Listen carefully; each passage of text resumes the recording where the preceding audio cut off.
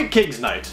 Well, that's a cool looking cover. It's got a sweet looking knight dude and some anime babe in his arms. And it's called King's Knight. It's gotta be some kind of overlooked RPG that I've never heard of, right? No! No! This is King's Knight.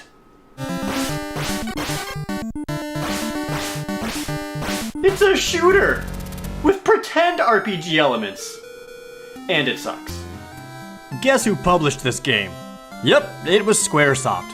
This was before they released Final Fantasy, and it shows. The story in this game is dragon kidnaps princess, save her, and save the world.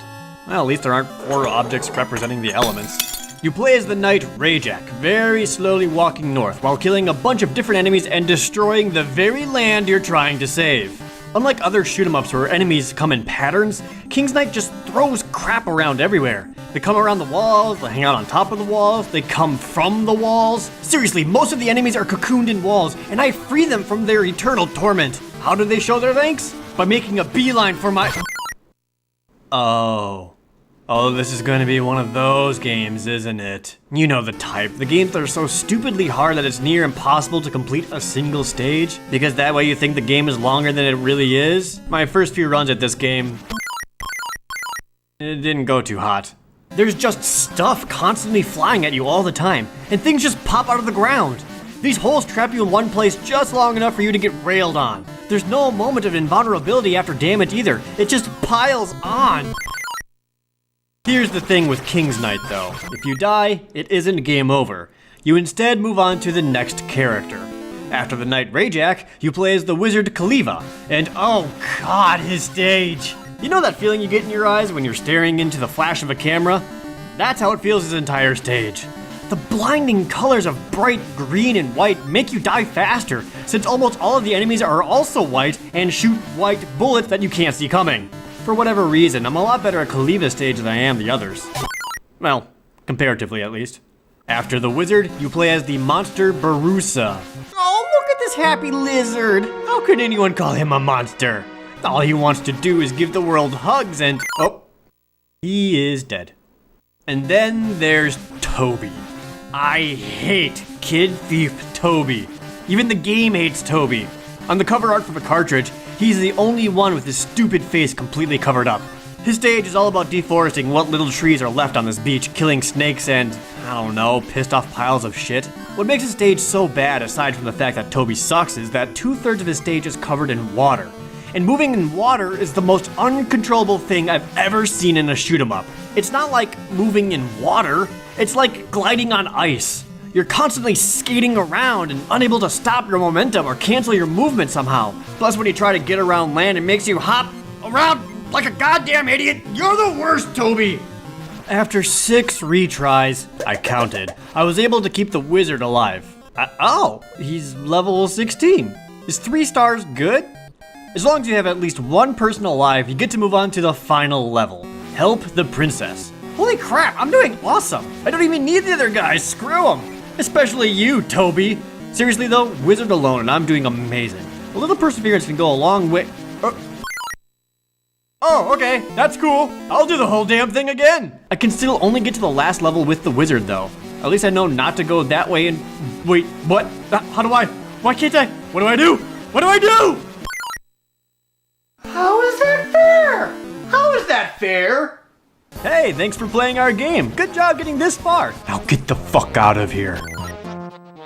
Maybe I wasn't a high enough level. That's a thing, right? See, I figured I'd get a higher level by killing lots of dudes and getting invisible experience points. Of course, I was wrong. You level up by picking up power-ups. But what the hell are these? The first icons I see are up arrows and down arrows. Naturally, my first thought was speed increase and decrease. The up arrows give you health and the down arrows take away your health. Why not a heart and a skull? With that, I can instantly know what they do. Arrows convey nothing to the player. It's not just the arrows that don't make any sense. Every power-up icon makes no sense. There's a boot icon. If the arrows don't change your speed, I figured the boots do. But I picked them up and I don't feel any different. They're not speed boots. They're just normal boots. The boots actually do speed you up, but you need like 4 of them before you feel a tangible difference. What the heck are these other ones supposed to be, though? You can get things like a skull book, some stairs, triangle, a Pokeball. Yeah, no, never get the Pokeball! How is anyone supposed to know what these mean? You need to get them, though. Every power-up gives your character another level. Boots raise your speed, eventually. These stair thingers make you jump better. Shield increases defense. The white ball increases your attack power. Each of these stages are actually training stages in which you get your character powered up for the final stage, because then you control every living party member in the final stage. But you cannot choose who you control out front. You must use these separate arrow icons to rotate. You can go one to the left, one to the right, or lol, completely random. I was able to get to the last stage with a full party, minus Toby, obvs. Your whole party shares the same life bar, so switching out is only for changing who is attacking. The only real difference between attacks is some people are better at killing certain statues. The most stalwart of those.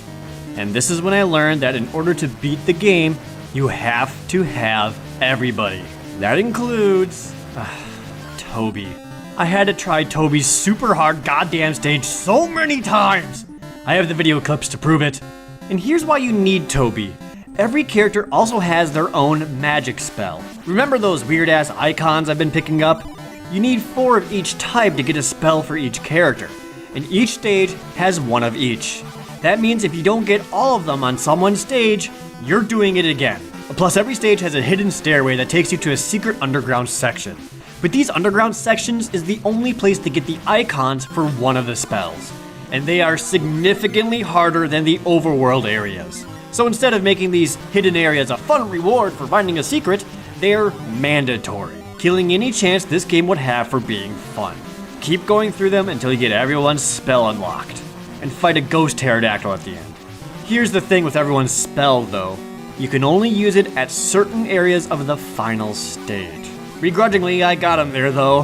Having 4 people here makes it worse to play. You become such a huge target that you get the crap beat out of you.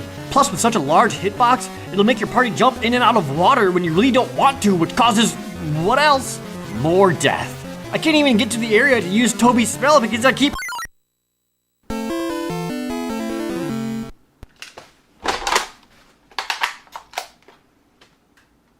I don't care. Look, this game is bullshit and you know it. I'm just using invincibility. I want to beat the game and be done with it. Alright, final level. Wizard spell, kill some dudes in the water. Great. Stupid walls, Toby's spell. These down arrows that clearly spell out D&D for whatever reason, use Baruza's spell to fly past some stuff. This part with the gross spitting dick monsters, use Rajak's spell to turn into a dragon-sized Pegasus. And then there's a bunch of statues that take a billion hits to kill and I can't press the A button any faster than this and... You have failed me. By the way, this is one of those games where holding the A button to shoot is significantly slower than rapidly pressing it. Thus, carpal tunnel syndrome. Also in the final level are 3 sword power-ups, and you have to get all 3 of these in order to beat the final boss. But at least they're relatively easy to get. Like I said, there are a bunch of different statues, and each character is better at killing in one type of statue than the other. So this final area with a bunch of lion and gargoyle statues, you have to use either Rajak or Kariva to destroy them in time or be crushed. That means using the rotate icons and hoping that it randomly sets you on the character that you need. I can't stress how stupid this is. Simply letting the select button rotate characters would make this whole final level way cooler, since the player would have control over the game instead of the other way around. Final battle! There's the dragon's body! Oh, and now his miscolored head. Okay, whew. To kill him, you have to hit him a bunch of times until it flashes white, and then switch to a different character and do it again for all of them. Invincibility aside, fighting him isn't hard. It's all these stupid switch icons that limit your room to dodge. But you also need them in order to get to the right character to deal their damage.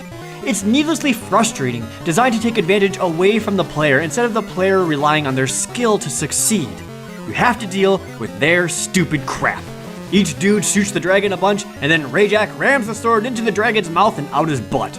He's dead! The party celebrates with dance as Rajak goes off to get laid by the lovely princess. She runs up pretty excitedly, but then just looks extremely disappointed, like she's thinking, oh, Rajak saved me? And that's it. There's no credits for this game. They don't want you to know who made it or the fact that Nobuo Uematsu did the subpar music for this game. If you know what you're doing, you can beat the whole thing in 25 minutes. It's stupid and it's short. That's why my final rating for this game is a Toby out of 10. I understand making a game difficult to elongate its playtime in the NES era, but do so by making tricky or clever level design and monsters, not by using a bunch of counterintuitive, esoteric choices to work against the player. It has to be played perfect, with everything done correctly to even complete the game, with no room for error. And Toby sucks and he's stupid and I hate him. We all know the story. Squaresoft was going bankrupt, so they created Final Fantasy as their last effort to be successful in the video game industry. And they were going bankrupt because they kept releasing crap like this. Ow, my knee. Thank you so much for watching. For more updates, be sure to follow me on Facebook and Twitter, and to equip the channel on normalboots.com, and subscribe to me right here on YouTube. If you're in the mood for some other videos, may I suggest the worst console ever, and if you haven't heard yet, I have an all-new Projared Bagoom shirt now available on theyeti.com, and you can go get one of those if you'd like, or watch more videos. Either way, up to you.